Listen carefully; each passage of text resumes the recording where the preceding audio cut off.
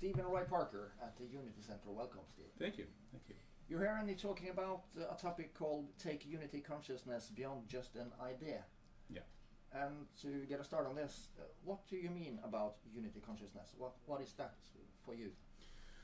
Well, Unity Consciousness is fundamentally, it's about being able to have a consciousness and be aware of the world around you, but do so in a way where you begin to recognize that everything really is connected, including things that bother us, especially things that bother us, you know, that cause us to lose our serenity, to lose our peace, to lose our center.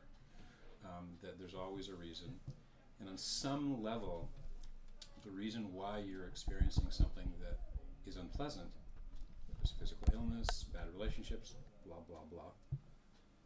There's something within you that's the source of why you're experiencing that. And getting to a level of unity consciousness is one where you begin to see those things, let go of the reasons why you're experiencing something that way, so you can actually start to be more in the, you know, peaceful, you know, light and love kind of thing that we all ultimately want, and having that kind of, well, what the world's moving towards. So that's what I mean.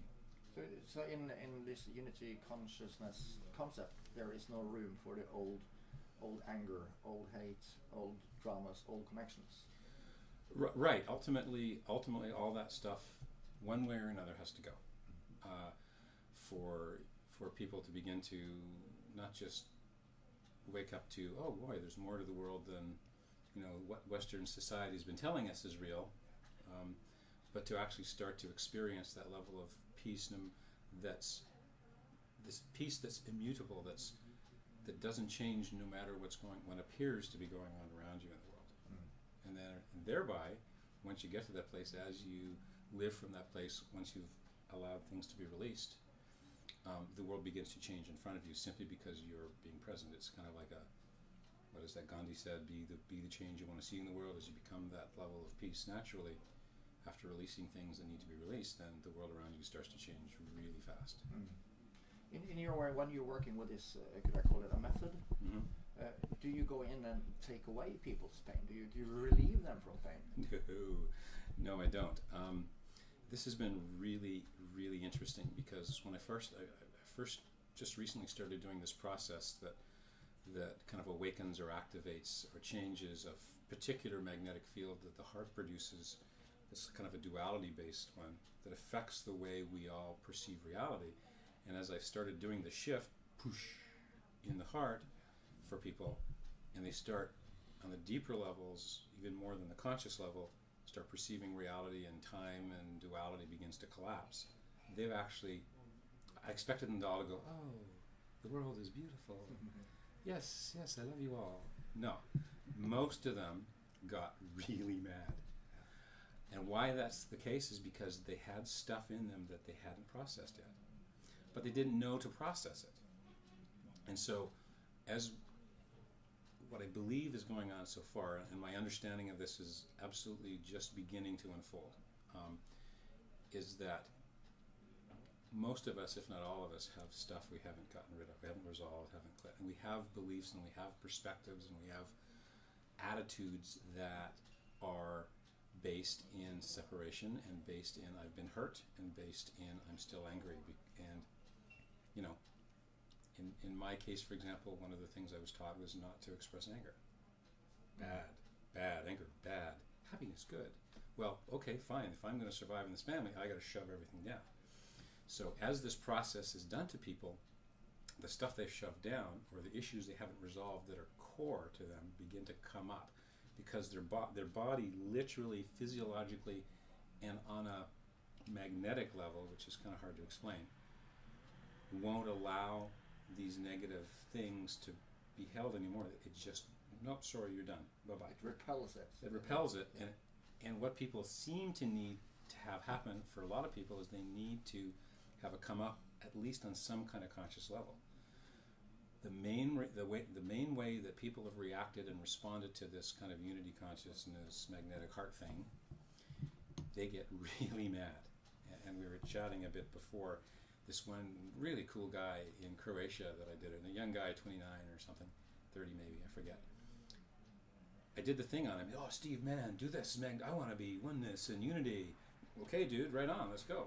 So I did it, and almost instantly he started getting pissed off at this girl that rejected him when he was 14. And I believe is that was such a, I mean, you know, we're 14 and a girl or whoever rejects us, that's the end of the world. Yeah. And there's an enormous amount of emotions, and in his case, an enormous amount of anger that got shoved down. You know, we all do. We're guys in Western society. It's kind of what we do still to a point. But it needed to be replaced because that was getting in the way. That was the first thing on the list of getting in the way of him beginning to understand and accept this way of being, both unconsciously as well as consciously. So, yeah, I would have loved everyone just to suddenly be enlightened and, you know, walking on water and, you know, teleporting to freaking Paris for coffee every other day. That will be cool. That will be cool, and we'll do it. Yeah. But we gotta take care. We gotta clean our house first. Yeah. You have to go down through the layers. We gotta go down through the layers, and we gotta start being honest with ourselves. Yeah. One of the things I found, and I've done this as well. One of the things I found is I've used stuff like the theta healing, which I teach, and hypnotherapy, and psychotherapy, and Reiki, and whatever, to avoid my stuff. I'm going in thinking I want to be better, and I do. But if I go in saying, just fix it, I don't want to deal with it anymore. I shouldn't have to deal with it. God can fix it. Why do I have to? A lot of people use all of this really cool stuff to avoid. And what seems to be happening, and why this seems to be a really important process, I believe, and a couple of people have felt the same way that they've told me, is that this is forcing you to have your stuff dealt with. Either it's going to come up, and either you'll let it play itself out. You'll get some help from a theta healer or a Reiki or whoever that will help you deal with it in a conscious way, where you take responsibility for it. Doesn't mean you have to keep it. It's just, okay, yeah, you're right. I did have that, and that is the reason why I'm creating this poor relationship over and over again, you know, so on and so forth. So yeah, it's got to be dealt with. Get it up on the table, get light on it, see it, accept it. Exactly, and then let it be released. Yeah. Okay, and it seems that one way or another, once the process happens, one way or another, your stuff is going to come up, and it is going to be released, and you can either fight it or not. You can use it. You can get whatever it is you need, help you need, do it. But it's stuff you wouldn't have ever thought of. So people get angry, people get lonely. I was still, for whatever my stuff was, I was still resisting. I got sick for 2 weeks. Yeah. So that's the way my body, okay, fine, you won't admit it, okay, you won't go get help, fine, we'll make you sick and process it out that way. And that way it's done. To cut this off, Steve, what would your message be to people, to mankind, how to move towards this better place on Earth? My message is two or threefold. You know, continue to find the things that make you happy to do, and if it feels like you need to do something, whether it's, for example, this unity process or not, do it. Do the things that fundamentally make you feel good. But even more important, when stuff doesn't work in your life, on some level, mostly not the conscious level, on some level, there's something within you that is the source of why you're experiencing this. I worked with a woman just a couple days ago, a good friend of mine, and she's keeps on getting all these men come into her life, and they all do this. You know, she's, you know, why is there no good men out there? That's her feeling.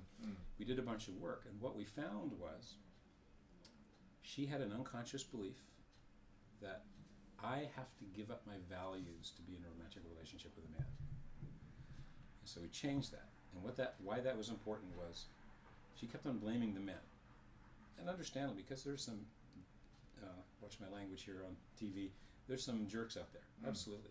But her belief was, I have to give up my values to be with a man. So what that means is she sent out a signal from her, you know, magnetically or energetically through her heart, saying, okay, universe, you need to bring me the men that will prove this belief is true. So the universe said, Sweet. Okay, you, and you. You're all kind of jerky. You're not a bad guy, but you're really stupid. Okay, let's bring you to Josie. Okay, we flip the thing. Now she doesn't have to bring those guys in because the belief itself, I have to give up my values to be with men, is not a condition of her having a relationship. Now now the universe says, oh, you changed the belief. Oh, you changed your mind. Sweet. Okay, you guys, go home. You, and you. You're the ones that will not energetically or literally require her to give up her values to be in a romantic relationship. Come on in. Let's party. And so the universe reflects back what we believe is true about ourselves, about the world, about what's required for us to live the life we think we want to live. Good so, yeah. So we're always on some level the source of what we experience and why we experience it. Yeah. So do what you love, find the processes, whether it's this or theta or hypnotherapy or whatever, to clean up your stuff.